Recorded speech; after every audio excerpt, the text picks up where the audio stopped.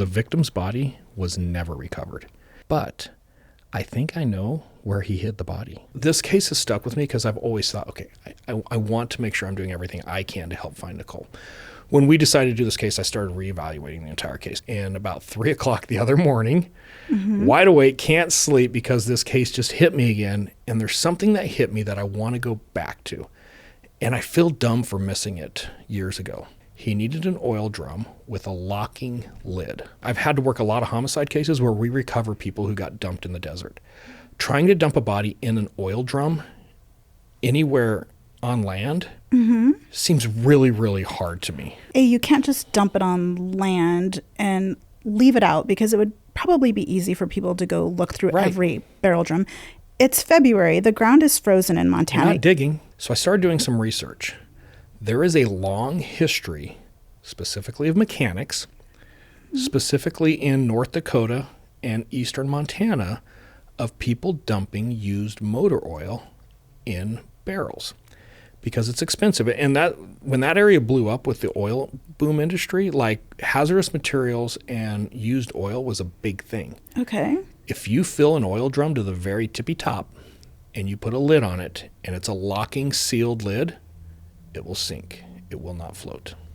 So they're just dumping them into the water in Montana. Any body of water that's probably 4 or 5 feet deep or deeper, you can conceal a barrel of oil. So the route that he took is So I their recalculated water. the route. I think I might have found something. It's really interesting. There has been more hazardous material dumping in North Dakota, in this little area right where they're at in Montana, than anywhere in the country. So I started thinking more about, okay, I know which road he was on when he came back to Sydney, because when he turns his phone on, he's not in town yet. And he's coming from the northwest. So he's traveling southwest or southeast into Sydney. So he's coming from this road that goes out to the northwest. We can estimate about 150 miles, but then you throw some decent snow on the road, it's probably going to come down to less than that, maybe 90 to 100 miles out. There's 2 bridges on the Fort Peck Indian Reservation. One is known as the Poplar Bridge. We talked about Poplar.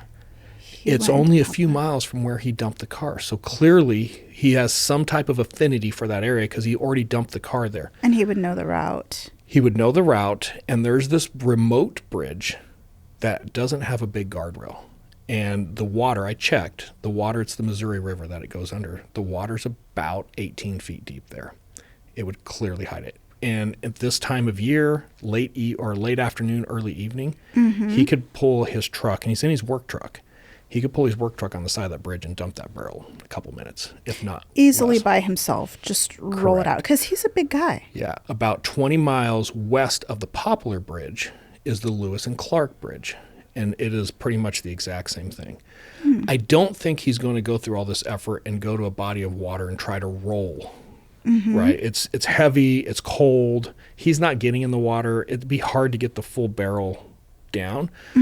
But the more I started thinking about, if it was a sealed barrel and he put some weight in there and even filled it with some type of a fluid with her in there, sealed it up, if you dropped it off a bridge, it's going to sink. Yeah. I've done a little research. Nobody has explored that I can find this theory yet. This is the Poplar Bridge. Okay. And you could imagine and it's rural, so if a car comes across that bridge every 20 or 30 minutes, it would surprise me. And which river is this one? This is the Missouri River. But you could see in a big work truck with a 55-gallon drum, I could back up to that little guardrail and push that thing off in a minute or two very easily. This is the Lewis and Clark Bridge. And the water depth at the Lewis and Clark Bridge, about 22 feet. Oh. So, and both of them are easily within range. I could drive there and back in that time frame. It's only about a 22-mile stretch of river. It's on the reservation, which complicates it. I'm not suggesting anybody go search these areas. Because it's on the reservation, you've got to work with the reservation to make sure that you're there legally. We've had some experience with this. Yes, I do have experience being on a reservation illegally.